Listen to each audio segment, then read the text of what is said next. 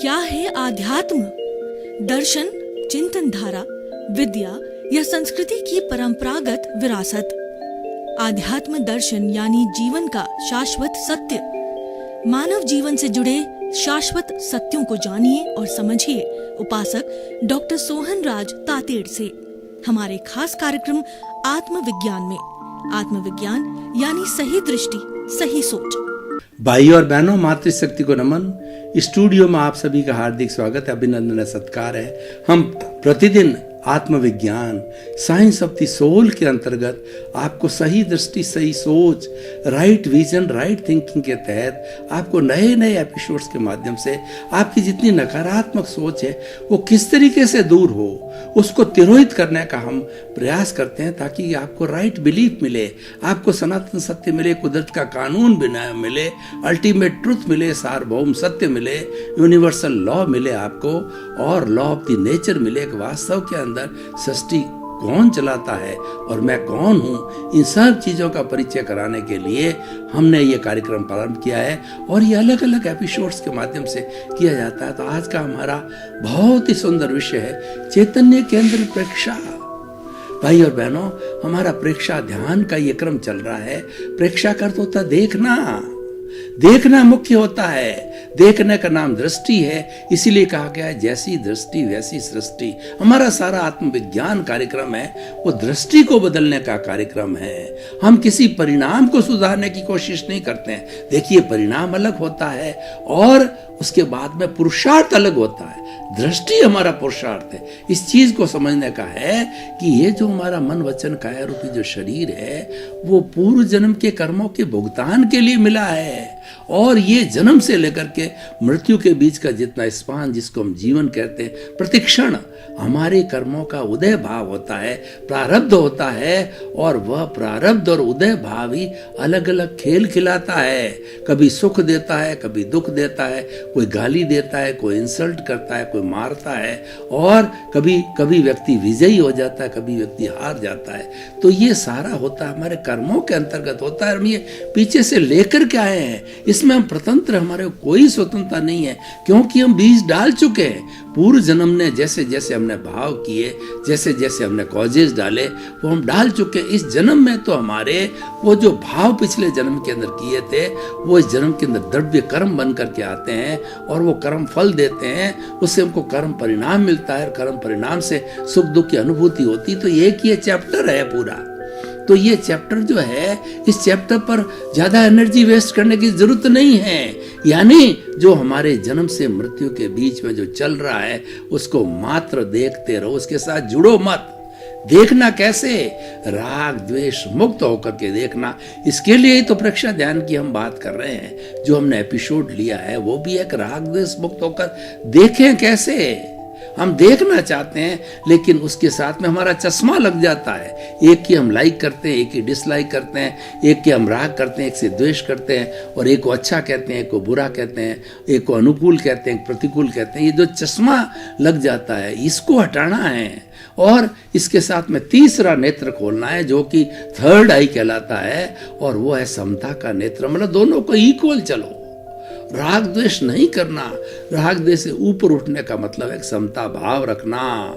तो समता भाव रखना ही हमारा उद्देश्य है, और उसके लिए ये सारा एपिसोड किया जाता है, और यही हम समय समय पर दिखाते हैं। और यही हमारा कुदरत का कानून भी यही है कि दृष्टि पुरुषार्थ है, और ये जो चल रहा है ये परिणाम है। ये परिणाम तो आप पिछले जन्म में जैसा जैसा पेपर दे करके आए हो, उस पेपर के अनुरूप जो है अब आपकी मार्किंग होती है, आपको रिजल्ट मिलता है। तो रिजल्ट को परिणाम कहते हैं, और ये सारा रिजल्ट जीवन भर की फिल्म के साथ मिलता रहेगा। आपको इसका कोई लेना देना नहीं है। आप इसके साथ मत जुड़िए, क्योंकि जितना जुड़ोगे आपके फिर राग द्वेष होगा, फिर राग द्वेष से फिर नए कॉजेज बढ़ेंगे, नए कॉजेज, और वैसे भाव होंगे। जैसा भाव होगा आपका वैसा ही भव होगा। भाव बिगाड़ोगे तो भाव बिगड़ेगा, भाव सुधारोगे तो भाव सुधरेगा। इसके साथ जुड़ो मत, और आप तो अपनी दृष्टि में रहो। आप पुरुष बन गए हो, पुरुषार्थ करो। पुरुषार्थ क्या है? मैं तो शुद्ध आत्मा हूँ, मैं तो जानने वाला हूँ, मैं तो देखने वाला हूँ, और मैं ज्ञाता हूँ, मैं तो दृष्टा हूँ, और मैं अशरीरी हूँ, मैं अजन्मा हूँ, और मन वचन काया और उसकी हर गतिविधि से मुक्त ऐसा मैं शुद्ध आत्मा हूँ। तो अपने आप को शुद्ध आत्मा का अनुभव करना। आप हो, लेकिन जब अनुभव हो जाता है तो सेल्फ रियलाइजेशन होता है। और जब आत्मा का अनुभव व्यक्ति को हो जाता है, आत्मा जब टच हो जाता है, आत्मज्ञान मिल जाता है, फिर व्यक्ति को कुछ भी करना शेष नहीं रहता है। जीवन के सब काम संपन्न हो जाते हैं। तो भाई और बहनों, प्रश्न ये है कि हम राग द्वेष मुक्त होकर के कैसे देखें, हम भेद विज्ञान कैसे करें। मैं अलग हूँ, शरीर अलग है, और ये शरीर तो करने वाला है, भोगने वाला है, मैं तो मात्र जानने वाला हूँ, देखने वाला। ये हम जो है वो भेद विज्ञान करें कैसे। उसके लिए आज हमारा विषय चैतन्य केंद्र प्रेक्षा। प्रेक्षा का अर्थ होता देखना। देखना कैसे? कि राग द्वेष मुक्त होकर के। तो हमारे शरीर के अंदर मुख्य रूप से 9 चैतन्य केंद्र है। चैतन्य का अर्थ होता है चेतना। जहां पर चेतना कंसंट्रेट होती है वो चैतन्य केंद्र, मतलब सेंटर। वो एक ऐसा सेंटर होता है वहां पर आत्मा का जो चित्त की शक्ति है वो सघन रहती है। तो इसीलिए, और वहाँ पर हम अगर मेडिटेशन करते हैं, उस स्थान पर लेश्या ध्यान करते हैं, तो बड़ा कारगर होता है और जीवन में एक रूपांतरण आता है, जीवन में एक परिवर्तन आता है, जीवन में शांति आती है, आनंद आती है, बीमारियाँ ठीक होती है, और समस्त समस्याओं का समाधान जो है ये चैतन्य केंद्र प्रेक्षाओं को करने से होता है। विश्व के अंदर, हमारे जीवन के अंदर ऐसी कोई भी चीज़ नहीं है जिसको कि हम चैतन्य केंद्र प्रेक्षा और लेश्या ध्यान जो है ध्यान करके उस चीज़ को नहीं जला सकते। सारी बीमारियों को हम चैतन्य केंद्र के ऊपर जो है ध्यान करके जला सकते हैं, क्योंकि चैतन्य केंद्र पर हमारा प्रभु सघन रहता है, हमारे प्रभु की हाजिरी होती है। और जहाँ प्रभु की हाजिरी है वहाँ हमारी मारवाड़ी भाषा में कहा जाता है लीला लहर है। मेरा प्रभु है। जब मैं हाथ हिला रहा हूँ, जब मैं बोल रहा हूँ, मैं इतनी जोर से बात कर रहा हूँ, और प्रभु ना हो तो डॉक्टर कहेगा नाउ इट इज डेड, ये डेड बॉडी है, ले जाइए ले जाइए। जो लोग परिवार वाले लोग आएंगे वो कहेंगे कि भाई जल्दी करो, कीड़े लग रहे हैं, इसका खून सूख गया है, पानी बन गया है, और रिलेटिव आ गए हैं, जल्दी करो जल्दी करो। और उसको लगा करके, और जो है आजकल तो जो सारी इलेक्ट्रॉनिक फर्नेस हो गई है, 10 मिनट में स्वाहा, उसको समाप्त कर दिया जाता है। तो मोल किसका है? मोल चेतना का है। ये तो एक तो माध्यम है, ये तो भुगतान का माध्यम। ये करना पड़ेगा, चाहे आप रो के करो चाहे हंस के करो, क्योंकि आप लेके आए हो, आप बीज डाल चुके हो, ये तो उसका फल मिल रहा है। तो भाई और बहनों, उन चैतन्य केंद्रों की हम बात करते हैं। सबसे पहला चैतन्य केंद्र हमारा जहाँ चोटी होती है शास्त्र सार का, यह ज्ञान केंद्र। अगर यहाँ पर ध्यान किया जाता, हम करके बताएंगे, यहाँ पर ध्यान किया जाता है तो हमारी ज्ञान बढ़ता है, हमारी स्मृति बढ़ती है, और गहराई में जावें तो आत्मज्ञान होता है। जितने भी लोग मुक्त होते हैं वो शास्त्र सार पर ध्यान करके, शास्त्र सार के ऊपर जो है अवलंबन निरालंबन ध्यान करके, और इसीलिए सबसे ऊपर है ये स्थान। सबसे ऊपर क्यों है? कि ये मुक्ति की ओर ले जाने वाला है, ये हमें परमानेंट ब्लिस देने वाला होता है, हमें सिद्ध बुद्ध और मुक्त बनाने वाला होता है। तो ये हमारा हो गया चैतन्य केंद्र। अच्छा, दूसरा केंद्र यहाँ पर जो ये हमारी स्थिति है, जो ललाट के ऊपर की स्थिति है, ये कहलाता शांति केंद्र। इस पर हम चाहे चैतन्य केंद्र, ये ऐसा केंद्र का सघन है आत्मा। यहाँ पर जो है अगर हम ध्यान करते हैं और लेश्या के द्वारा कलर्ड ध्यान करते हैं या सीधा ही ध्यान करते हैं, यहाँ पे बड़ी अभूतपूर्व शांति मिलती है। भाई और बहनों, जो हम सुख की खोज करते हैं वो सुख बाहर खोजते हैं हम। भोजन में सुख है, पत्नी में सुख है, घर में सुख है, बंगले में सुख है, और जो है वो हमारे घोड़ों में सुख है, गाड़ी में सुख है। हम सुख बाहर ढूंढते रहते हैं, लेकिन निराश हो जाते हैं क्योंकि हम गलत ढूंढ रहे हैं। वह कस्तूरी की मृग जो बात होती है कि कस्तूरी की नाभि जो अपने हिरनी होती है, उसकी नाभि के अंदर जो है कस्तूरी होती है, और उसकी सुगंध इतनी बढ़िया फूटती है कि उसकी महक के कारण जो मृग है वो नाचता रहता, कूदता रहता। ये सुगंध, इतनी बढ़िया सुगंध कहाँ से आ रही है? क्यों? उसको जानकारी नहीं है कि ये सुगंध मेरे जो है ये तेजस के अंदर जो सूंटी है, नाभि है, उसमें से आ रही है। तो उसी तरीके से हम सुख बाहर ढूंढ रहे, बाहर है ही नहीं। किसी जड़ पदार्थ में सुख नहीं है। जड़ पदार्थ को सुख देने की कोई योग्यता नहीं है, वो तो जड़ है, उसमें कोई अनुभूति नहीं, वो सुख कैसे देगा? और सुख तो अनुभूति का विषय है, तो वो अनुभूति तो भीतर है, वो हमारी आत्मा में जो बोल रहा है, उस प्रभु में, प्रभु शरीर के एक एक रोम के अंदर, एक एक कोशिका के अंदर विराजमान है। और वही प्रभु जो है उसका हम ध्यान करें, उस प्रभु से हम वार्तालाप करें, उस प्रभु के दर्शन करें, तो वह प्रभु जो है हमें सुख देता है। तो ये तीसरा जो है हमारा ये ललाट का मध्य भाग है, ये ज्योति केंद्र है। यहाँ पर जो अगर हम चंद्रमा का ध्यान करें तो हमारे सारे जितने भी कषाय है, क्रोध, मान, माया, लोभ भस्मीभूत हो जाते हैं। लगातार ध्यान करने से क्रोध की स्वाहा होती है, मान की स्वाहा होती है, माया की स्वाहा होती है, लोभ की स्वाहा होती है। जो उपशमन करना चाहते हैं, कषाय उपशमन करना चाहते हैं, उनको जो यहाँ ज्योति केंद्र के ऊपर प्रेक्षा करनी चाहिए और जो चमकते हुए चांद के साथ में करनी चाहिए।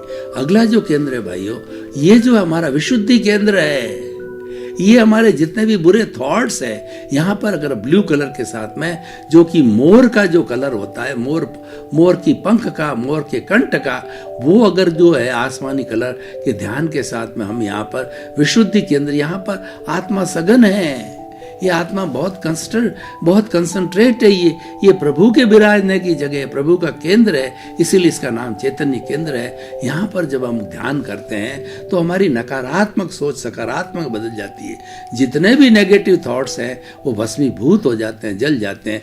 इसलिए जो लोग भाव शुद्धि करना चाहते हैं उनको यहाँ पर जो है ये कार्य करना चाहिए, यहाँ पर ध्यान करना चाहिए।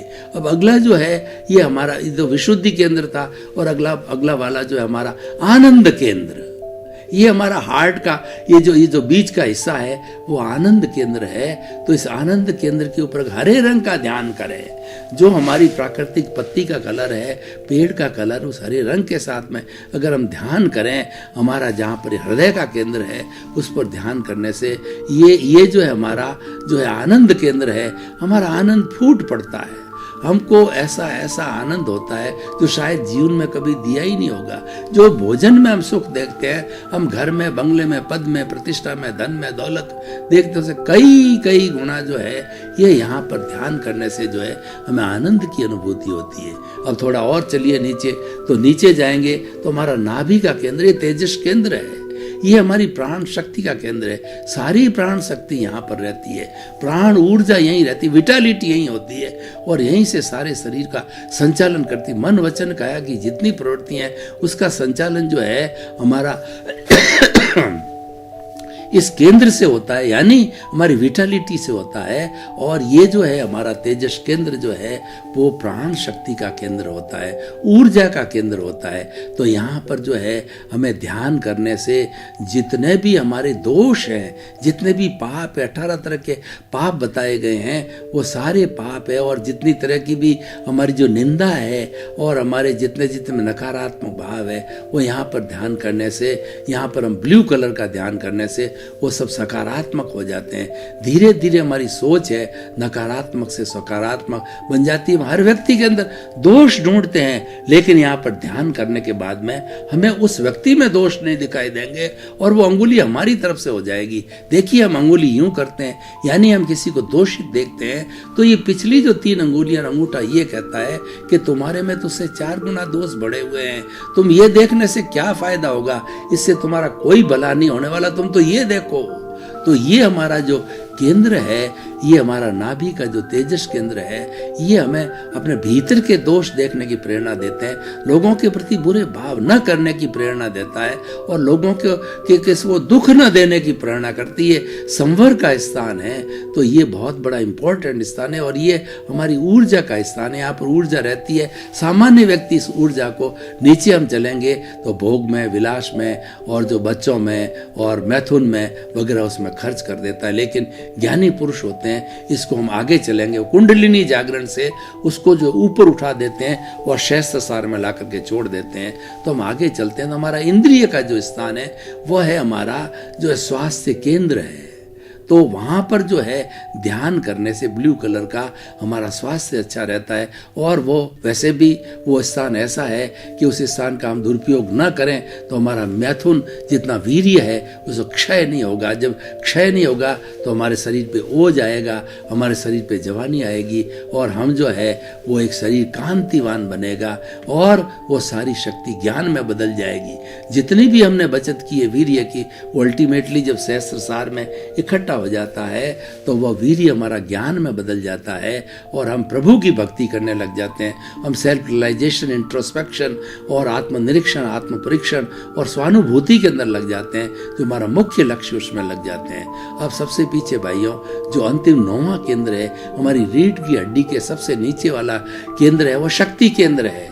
सारे शरीर की शक्ति वहाँ पर होती है और उसके नीचे जैसे मैंने बताया कि जो ये नाभि के केंद्र का जो भाग है वो सारी शक्ति वहाँ जाकर के एक तालाब के रूप में, एक समुद्र के रूप में इकट्ठी होती है और सामान्य व्यक्ति उस सारी शक्ति को भोग विलास, ऐश आराम, पंचेंद्रिय सुख, खाना पीना, उठना बैठना, ईट ड्रिंक एंड बीर, सारा जीवन उसी में व्यस्त करता है। जैसे पशु करते हैं, पशु को समझते नहीं है, वो तो जो है वो खाली भोग विलास करते हैं। पशुओं के लिए कहा गया कुकर शुकर करते हैं और खान पान रस भोग तुलसी वृथा न खोइए, यह तन भजने योग्य।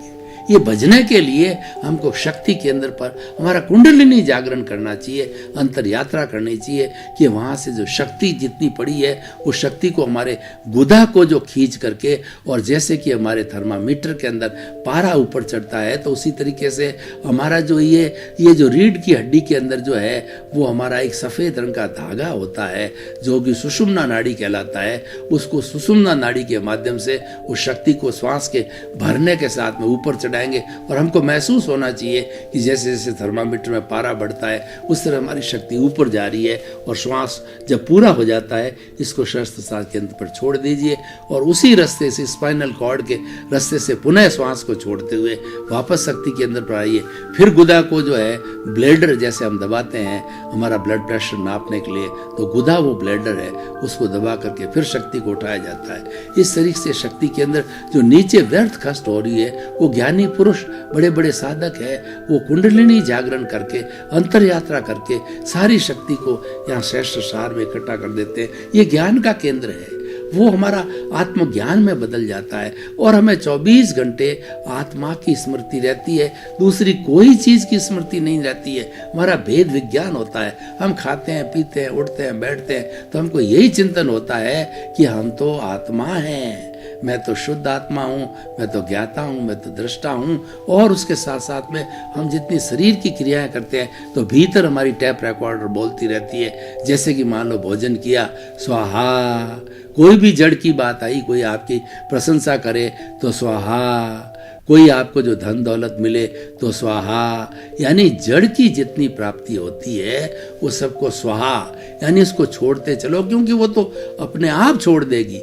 जब एक समय आएगा आपका आयुष्य पूरा हो जाएगा तो इस शरीर को डेड बॉडी करके जला दिया, वो अपने आप छोड़ दिया। आप तो पहले छोड़िए, आपको तो इस शरीर के अंदर आत्मा रहते रहते छोड़ करके प्रैक्टिस कीजिए, ताकि आत्मा का आपका एक ध्यान, एक ही ध्यान बैठ जाना चाहिए कि मैं तो शुद्ध आत्मा हूँ, ये शरीर अलग है, मैं तो अलग हूँ, ये तो मेरा पड़ोसी है, दोनों साथ रहते और रहना पड़ेगा, क्योंकि ये तो हमारा व्यवहार पक्ष है। और निश्चय पकड़ आत्मा, मेरी आत्मा तो शुद्ध होना चाहती है, मोक्ष में जाना चाहती है और वो मोक्षगामी है और मोक्षी है, लेकिन वो बंधी हुई है। हाजिरी की उसने एविडेंस दे दी, इस हाजिरी कारण ये शरीर से बंधी हुई है, बाकी इसका कोई रोल नहीं है। और इसका कार्य यही है कि इसके माध्यम से शरीर चलता है। ये जड़ रूपी शरीर, इसकी प्रेजेंस ना हो तो शरीर कुछ भी एक्टिविटी नहीं कर सकता, वो मात्र जड़ है। और दोनों के मिश्रण से हमारा चेतन और जड़ की में चेतन से एक सिस्टम बन गया, मिश्र चेतन, जिसको कि हम राग द्वेष कहते हैं, कषाय कहते हैं, क्रोध मान माया लोभ कहते हैं, और जो है वो रंगा हुआ होता है और वही सारा खेल खेलता है। वो प्रतिष्ठित आत्मा करती है। वह क्या चार्ज होती है, जैसे बैटरी होती है, हमारी मोबाइल की बैटरी चार्ज होती है 0%, 1%, 2%, 100% चार्ज होती है। तो ये चार्जिंग पॉइंट है, ये हमारी प्रतिष्ठित आत्मा है, ये हमारा कषाय है, ये हमारा क्रोध मान माया लोभ है। ये क्या है, प्रवृत्ति करके और बाहर से मन वचन काया रूपी जो है, ये तीनों योग से जो है बाहर से चतुष्पदी परमाणुओं को खींचता है और ये चार्जिंग करता रहता है। ये चार्जिंग होते होते जो है, और ये सारा भावों के द्वारा होता है। हमारे जैसे जैसे भाव अच्छे या बुरे होते हैं वैसे वैसे ये आत्मा चार्ज होती रहती है, और यही चार्ज आत्मा जो है अगले नेक्स्ट बर्थ में जाकर जो आयुष्य मिलता है, नेक्स्ट बर्थ मिलता है, उसमें बर्थ में ये डिस्चार्ज आत्मा बन जाती है। यहाँ चार्ज है, यहाँ आत्माएं दोनों रहती है, मतलब जो है ये प्रतिष्ठित आत्मा है, यहाँ पे जो है चार्ज करती है, उसका नाम चार्ज आत्मा है। और जो पिछले जन्म से लेके आए वो डिस्चार्ज, दोनों फिनोमिना, दोनों गतिविधियां साथ चलती रहती। पिछले जन्म से जो लेकर के आए हैं वो आत्मा तो डिस्चार्ज जो है डिस्चार्ज होती रहती है, जैसे बैटरी डिस्चार्ज होती है, और ये नए भाव जोड़ती है, चार्ज होती है, नेक्स्ट जन्म में जाकर के डिस्चार्ज होगी। तो इस तरीके से एक जन्म में चार्ज, दूसरे में डिस्चार्ज, ये चलता रहता है। तो भाई और बहनों, हमने जो चैतन्य केंद्र प्रेक्षा की बात करी, ये सघन केंद्र होते हैं जहाँ पर प्रभु विराजमान रहते हैं। इन केंद्रों पर आप ध्यान कीजिए, लेशिया ध्यान करेंगे। मैंने प्रयोग करके बताया था, अभी समय नहीं है कि उसको प्रयोग किया जाए।